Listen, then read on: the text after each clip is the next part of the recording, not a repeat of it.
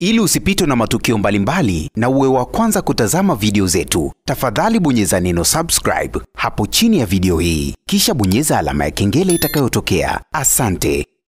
Bana, wengi tumeshuhudia moja kati ya story ambayo imetrend sana kwenye mitandao ya kijamii. Ni hii story ambayo inamhusisha msanii Rayvanny pamoja na mzazi mwenzake ambaye ni Faima.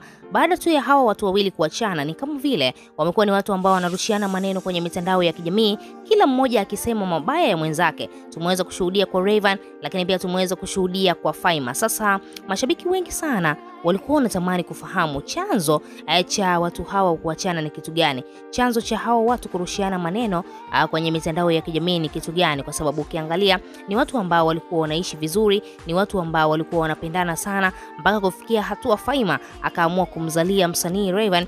Basi kila mmoja alibaki anashangaa, wao bana, Faima ameamua kweli kweli mpaka msanii au superstar anaamua kumzalia mwanaume wake. Basi unaweza kusema ni upendo wa hali ya juu, lakini pia ni namna ambavyo Rayvanny aliweza kuonyesha upendo kwa Faima. Sasa hili penzi limefika mwisho moja kwa moja. Huenda watu wengi sana walikuwa wanafikiri au kudhani kwamba ilikuwa ni kiki hapo nyuma, lakini kwa sasa hivi namna ambavyo inaendelea kwenda, basi moja kwa moja limekuwa ni issue ambayo ni serious sana, lakini pia imekuwa ni issue ambayo imeweza kuwashangaza sana watu wengi, kwani hatukuwahi kufikiria wala kudhani kama Faima bana, huyu dada ambaye ni mpole kwenye mitandao ya kijamii, huyu dada ambaye ana sura ya huruma bana, ana maneno kiasi hiki. Amekuwa ni mtu ambaye mara nyingi sana anaandika ujumbe katika ukurasa wake wa Instagram, katika ukurasa wake wa Snapchat, ili mradi tu ujumbe huo uweze kumfikia mzazi mwenzake ambaye ni msanii Rayvanny. Tunaweza kusema moja kwa moja hao watu wameachana kwa ugomvi sana. Yani hakuna amani kati ya Rayvanny pamoja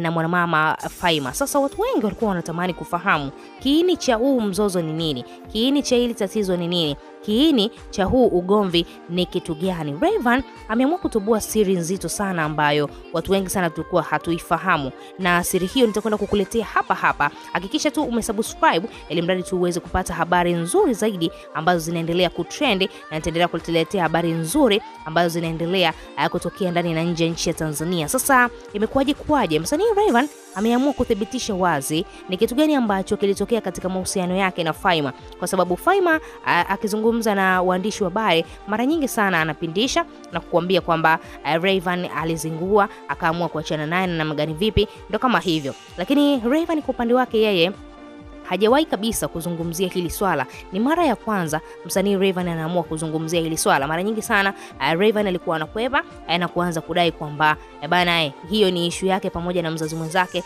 na ameamua kumove on, ameamua kupambana na maisha yake. Hivyo basi kila mtu aishi maisha yake, tumlee mtoto na magani vipi. Na swala ambalo lilisababisha tukaona hii issue ya Rayvanny na Faima ni serious kabisa, tuliweza kushuhudia katika siku ya birthday ya msanii Rayvanny.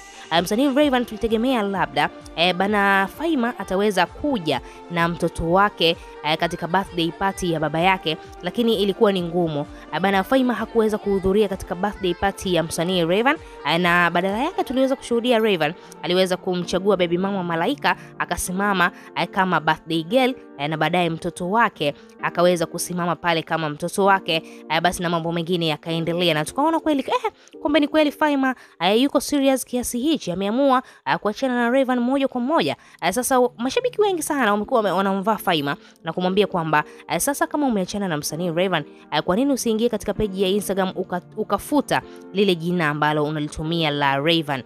Kwa sababu kule katika ukurasa wa Instagram mwanadada Faima anajiita Faivani. Sasa watu wengi sana wanatamani kwamba iweze kufutwa ile Vani, ibaki tu Faima kama Faima, ili mradi tu abakize brand yake, asitembelee brand ya mwenzake, kwa sababu tayari hao watu wamekwisha achana na kila mmoja anaendelea na maisha yake. Sasa moja kati ya siri nzito ambayo msanii Rayvanny siku leo ameweza kuitoa, kipindi anaanza mahusiano ya kimapenzi na mwanadada Faima bana, anakuambia alikaa tu miezi mitatu akaona huyu dada mbona ananifaa, akamwambia bana Faima, mimi nataka kukuoa. Lakini Rayvanny anakuambia Faima alimjibu jibu ambalo hakulitarajia. Alimwambia mimi kwa sasa hivi sipo tayari kuolewa kwa sababu tu ya mambo yangu binafsi. Sasa Rayvanny anakuambia alishangaa sana kuona kwamba wanawake wengine wanatamani kuolewa, lakini Faima amepatiwa bahati, basi ameamua kuikataa. Rayvanny akajiuliza sana maswali mengi, lakini anakuambia baadaye akaamua tu kupotezea. Sasa ukaendelea kuishi kama mtu na mpenzi wake, na magani vipi, wanaendelea kutrend kwenye mitandao ya kijamii. Ikawa ni kapo ambayo ambayo kila mtu alikuwa anatamani basi Rayvanny pamoja na Faima siku moja waweze kufunga ndoa. Sasa Rayvanny anakuambia baadaye Faima akapata ujauzito, akaweza kumzalia mtoto wa kiume. Sasa Rayvanny anakuambia basi akaweza kulileta swala lile lile mezani, akamwambia mwenzake Faima, mimi nataka kukuoa kwa sasa hivi, nataka nihalalishe kabisa moja kwa moja. Lakini Rayvanny anakuambia Faima alimjibu jibu lile lile kwamba kwa sasa hivi mimi sipo tayari kabisa kuolewa. Sasa Rayvanny anakuambia alikaa chini na kufikiria sana, lakini baadaye akaamua kumshirikisha kaka yake kipenzi Simba ambaye ni msanii Diamond Platnumz. Akamuuliza, inakuwaje mwanamke mimi nataka kumuoa alafu anakataa? Kuna kitu gani ambacho kinaendelea labda mimi sikifahamu? Ukiangalia ni mwanamke ambaye nimempenda sana, lakini pia ni mwanamke wa maisha yangu. Ukiangalia amenzalia mtoto wa kiume, hivyo nilitamani awe mwanamke wangu moja kwa moja. Huenda Faima alifikiria vitu vingi sana, kwa sababu Rayvanny yeye ni Mkristo. Huenda alifikiria niolewe kweli na mtu mpaka kufa kweli, au kuna kitu gani ambacho Faima alikuwa akikificha? Sasa Rayvanny anakuambia bana, history yao ya mapenzi ikaendelea moja kwa moja na wakaweza kufanikiwa kupata mtoto wa kiume.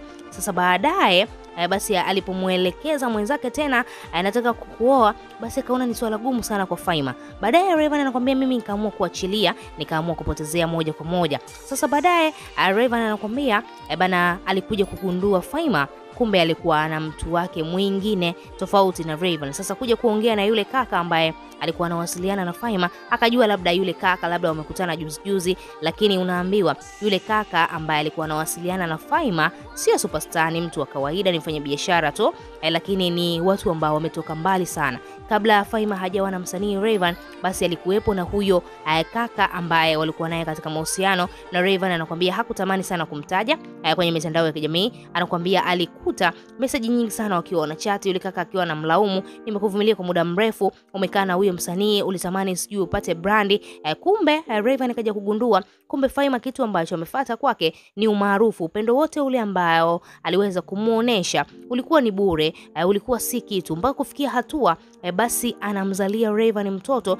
Kumbe ilikuwa ni apate tu umaarufu, kwa sababu ukiangalia Rayvanny anakuambia yule kaka alikuwa analalamika sana kwenye message kwamba nimekuvumilia, umekuwa na huyo msanii wako, umekuza brandi mpaka umefikia hatua umemzalia kabisa, lakini bado tu hutaki kurudi kwangu. Kuna kitu gani ambacho unakitaka bado kwa huyo Rayvanny? Sasa mambo yakawa ni mengi sana. Rayvanny akaona ya nini niendelee basi kulazimisha penzi kwa Faima, licha ya kwamba inaonesha wazi kwamba Faima baada tu ya kukaa na Rayvanny kwa muda mrefu, licha ya kwamba mwanzoni labda hakumpenda, lakini baadaye Rayvanny anakuambia nilikuja kugundua Faima amenipenda, lakini ngumu ilikuja kwamba nikimwambia tu nataka kukuoa, basi Faima anabisha moja kwa moja na kumwambia kwamba sipo tayari, tusubiri kidogo, tungoje kidogo. Sasa Rayvanny akashindwa, akaamua bwana, kila mtu apite na 50 zake. Wewe ulinikuta niko single, kwa sasa hivi nina mtoto na ambaye nimempata na wewe, basi tumlee huyu mtoto wetu na maisha mengine yaendelee. Rayvanny anakuambia mkasa mzima ndio ulikuwepo hivyo, na kwa sasa hivi